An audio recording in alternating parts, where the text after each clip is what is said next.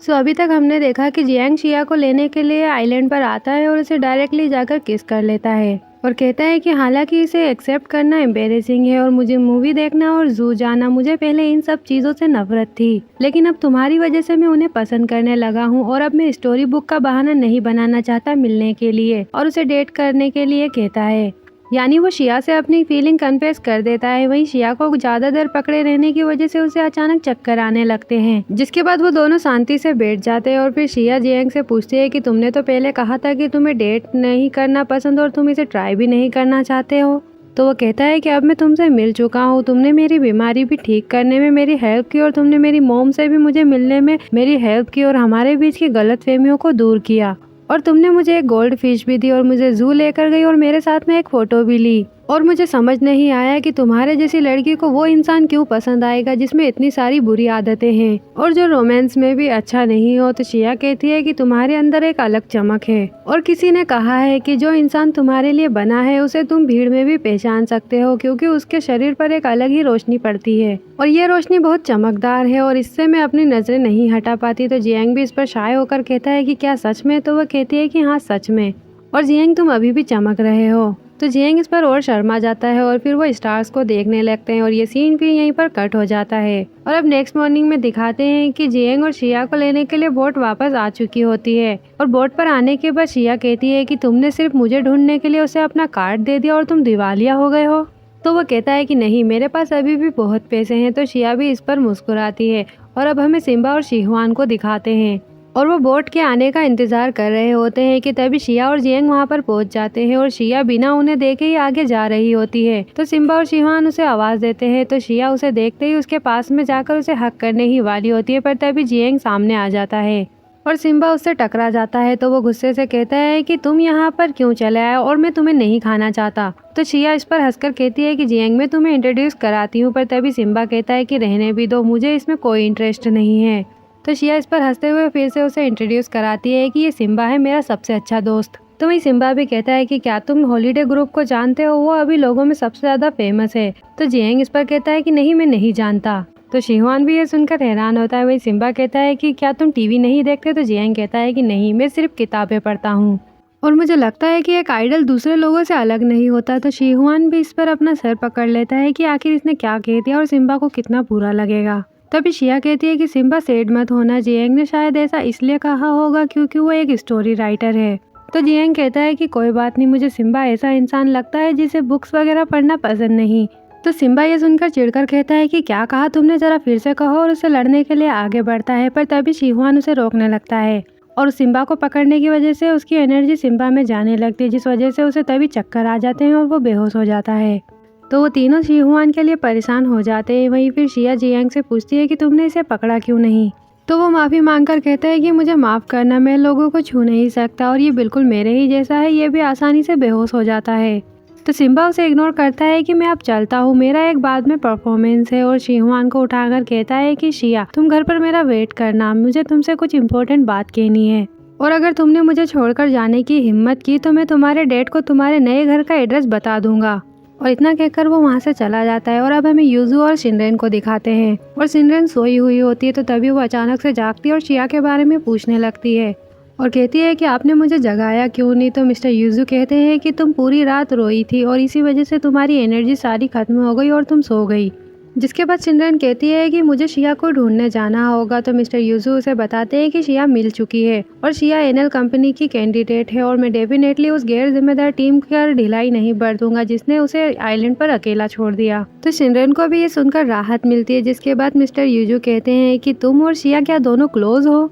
तो सिनरेन बताती है कि हम दोनों कॉलेज में ही मिले थे और क्योंकि शिया बहुत पहले ही इस इंडस्ट्री में आई थी तो मैं उस टाइम से ही उसकी मैनेजर रही हूँ और हम सबसे अच्छे दोस्त हैं और को-वर्कर भी हैं। जिसके बाद मिस्टर यूजू उसे अब ब्रेकफास्ट करने के लिए कहते हैं और कहते हैं कि स्किन केयर किट ऊपर रखी है तो तुम जाकर उसे यूज कर सकती हो। तो सिनरेन कहती है कि तुम इसमें एक्सपीरियंस लगते हो। तो वो कहता है कि मुझे अपनी कंपनी के प्रोडक्ट इकट्ठा करने की आदत है और ऐसा पहली बार है जब मैं ऐसा कह रहा हूँ और यहाँ रुकने वाली तुम पहली लड़की हो और तुम्हारे यहाँ रुकने से मुझे खुशी मिलती है। तो सिनरेन भी इस पर खुश होकर मुस्कुराती है।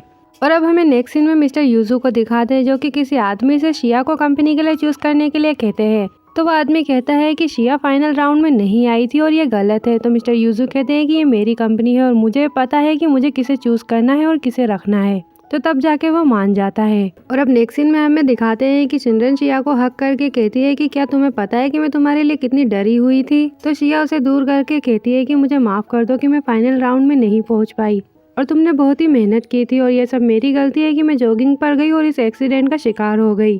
तो शिनरेन कहती है कि कोई बात नहीं, जब तक तुम मेरे साथ में हो तो हमारे पास और भी मौके इंतजार कर रहे हैं। तो शिया उसे थैंक्स कहती है, जिसके बाद शिनरेन पूछती है कि आखिर आइलैंड पर हुआ क्या था। तो शिया उसे सारी बात बताती है। तो शिनरेन पूछती है कि क्या तुमने उस आदमी का चेहरा देखा। तो शिया कहती है कि अगर मैं उसका चेहरा देख पाती तो मैं उसे ढूंढने नहीं चली जाती, और वैसे भी हो ना हो ये मेरे किसी राइवल का काम है और तुम फिक्र मत करो, मैं अब अपना ख्याल रखूंगी। और अब हमें नेक्स्ट सीन में सिम्बा को दिखाते जो कि परेशान बैठा होता है। तो तभी सिहुआन पूछता है कि अब तो शिया वापस आ गई है तो तुम किस बात से परेशान हो। तो वो कहता है कि मैं उस आदमी के बारे में परेशान हूँ जिसने शिया का पीछा किया। हालांकि लिली बुरी है लेकिन उसके पास इतनी हिम्मत नहीं है कि वो ऐसा कुछ करे। और इसके अलावा जिस आदमी ने शिया के साथ में रात बिताई उस आदमी की शिया काफी फिक्र करती है और मैं जितना इस बारे में सोचता हूँ उतना ही अनकंफर्टेबल फील करता हूँ। तो शिहुआन कहता है कि तुमने पहले कभी भी ऐसा बिहेव नहीं किया, तुम जियांग से इतनी नफरत क्यों करते हो। तो सिम्बा कहता है क्योंकि शिया उस आदमी की काफी ज्यादा ही फिक्र करती है और मैं शिया के साथ में बड़ा हुआ हूँ। शिया हमेशा ही ढेर सारे लड़कों से घिरी रहती थी लेकिन वो उनके साथ बहुत ही कमी से रहती थी और वो उनके साथ सिर्फ शिकार की तरह ही व्यवहार करती थी। लेकिन जियांग के साथ वो बिल्कुल ऐसा व्यवहार नहीं करती, जैसे कि वो उसे अपना शिकार नहीं समझती। तो शिहुआन भी इसमें सोचने लगता है। और अब हमें शिनरेन को दिखाते हैं। तो शिनरेन को शिया के सिलेक्ट होने के बारे में न्यूज मिलती है। तो शिनरेन भी खुश होकर उन्हें थैंक्स कहती है और फिर वो शिया को भी इस बारे में बताती है। और शिया को बताने के बाद फिर वो मिस्टर यूजू को कॉल करती है और फिर पूछती है कि सीनियर, इस बार शिया आपकी कंपनी के लिए सिलेक्ट हुई है लेकिन वो पिछले राउंड में नहीं आई थी, तो क्या आपने इसमें हेल्प की है। तो मिस्टर यूजू कहते हैं कि नहीं, ये मेरे काम का हिस्सा नहीं है, तुम्हें जो कुछ भी मिला है वो तुम्हारी अपनी मेहनत से मिला है।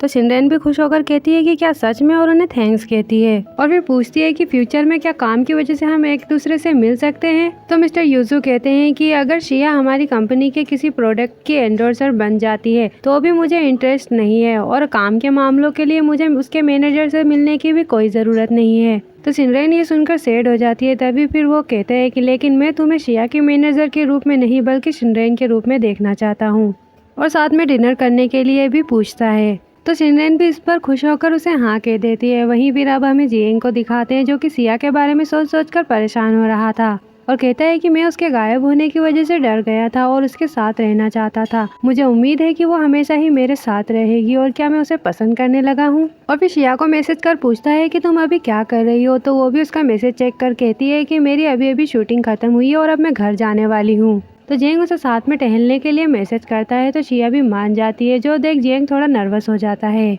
वेल अब जियांग रेडी होकर बाहर शिया का वेट कर रहा होता है। तभी शिया भी वहाँ पर आ जाती है और देर से आने के लिए उससे माफी मांगती है। तो वो कहता है कि कोई बात नहीं, मैं भी अभी ही आया हूँ। तो शिया भी उसे मुस्कुराते हुए देखने लगती है और कहती है कि मैं बहुत खुश हूँ क्योंकि स्टोरी बुक के बिना भी अब मैं तुम्हें देख सकती हूँ। तो जियांग भी इस पर मुस्कुराता है और फिर वो दोनों ही टहलने के लिए निकल जाते हैं।